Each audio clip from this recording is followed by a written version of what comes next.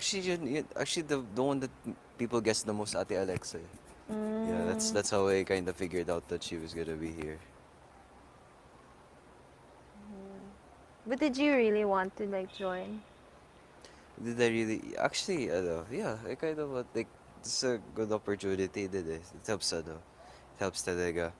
And uh, I don't know. I was really nervous when when I got the news that I was gonna be in, like, potential housemate talaga. I was kind of nervous, and Ako rin, yeah, actually. but I got my peace with it. Parang I just told myself it's gonna be good for this is gonna be good for you. And it's just a once in a lifetime experience. When will I ever get to do this, something like this again? Yeah. But Mm. ayun, actually, like, despite joining PBB, di ko naman habol yung fame masyado. I do this, I did this because, like, it helped me mature talaga and help me learn with other people. Gets. Mm. Mm-mm. Gets How ko about rin. you, ate? Me? Uh, Parang it's like, alam mo yun yung, I didn't know how I was gonna start again. Kasi syempre, I wanna get back into hosting, get back to my work.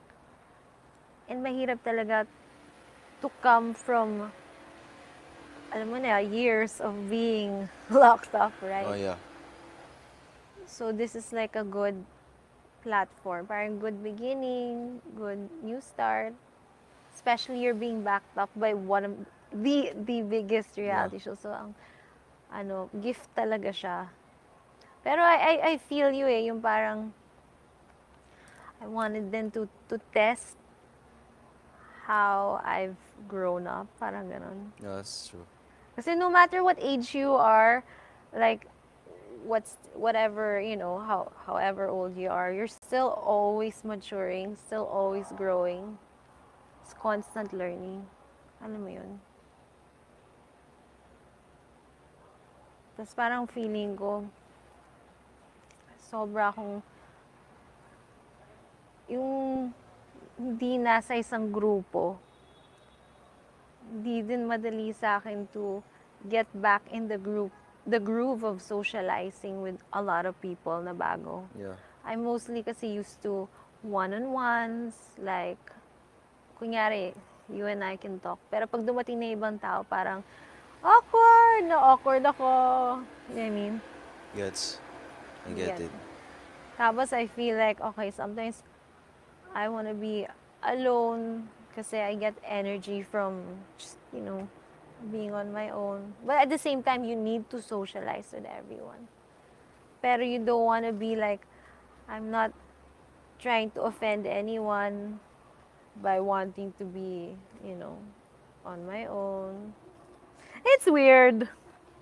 Introversion. Ewan. Although, nung inassess ako inside, kasi sa loob ng Colombia, parang they test what kind of person you are. And one of the reasons daw na nalaman ko why I like radio is because I can converse and share, pero I'm alone in the booth, in the station. Pero I could still express who I am. As I'm still trying to be, parang, I still try to socialize with everyone. Pero it's still in a comfort zone. Parang nilalaban ko yung pagiging introvert kasi daw, yun yung na-assess sa akin, introvert ako pero palaban. Kalimutan ko na may yun eh, may term kasi yun eh. Ambivert. Hindi ganun eh. They had like a quadrant Oh. of like one introvert na talaga introvert lang talaga. Tapos merong isa introvert na nakaka-socialize. Tapos isa naman introvert na ano, uh, na you can do both. Gets. You know what I mean? Eh, ikaw, what are you? Uh, I don't know. Throughout the years, I developed a certain introversion na I want to be alone. You always want to be alone. Yeah. Like like this year especially. This year? Yeah. Bakit this year? Anong difference ng last year? Like last year I was a bit more sociable pa. Introverted but sociable. Is it because of the pandemic? Honestly, ano, there could be a lot of reasons why. But I think the pandemic is one of the reasons siguro. But ayun, I just realized being alone is not that bad. It's not that bad, I guess. And like ayun, I kinda made myself used, being used to be alone. That's sinanay ko sarili ko na mag-isa. And yeah, a lot of things happened eh. A lot of things happened this year. Like, mga talagang heavy experiences or Mm, well, you graduated, that's a big yeah, deal. graduate is this is a very big deal. But, ayun, just not super heavy naman, basta realizations lang. And yeah, a few experiences, I guess. Getting So, eyebags, no? oh yeah, it, this is way worse. This is this is the worst. The worst condition is it's been on. It's hard for me to sleep nga at night. Eh. Sabi nila stress ka daw. Ito ba yun? Like not because of this task. I'm just stressed in general. In general. Pero outside, are you like this also? Like this, I would say yeah. Oh, I'd say really? yeah. I am like this. I mean, not that I hate like I hate people like being like You have best friends? I do have best friends, but like mga five, just like five of No, okay them. lang yun. Honestly, yung mga small groups of people, I'm comfortable with like, yung mga people you trust Oh talaga. yeah, yeah. Like and a funny thing is, my five best friends, they're kind of like me. Then they're kind of So, what like do you me. guys talk about? Oh, we just play video games. That's it. Uh, Just play video games. all boys, All boys, no girls. no girls, all boys. A girl Just play best video friend would games. really help. I already have one. You already have Yeah. one. Who? He's there. Oh, okay. Pero were you guys super close before? Yeah, I would say yeah, cause we always Cute siguro ng pink lipstick. I want to buy shoes. had to work together. Oh, di how cool. Parang, alam mo yun, serendipity. Yeah, serendipity, Unexpected. unexpected. But I'm trying to understand, like, there's so many young people in this world. And you guys are, why are you guys worried? You guys worried? Yeah. Times are different nowadays. Eh. I don't know why. Kasi parang you guys are so lucky nga eh.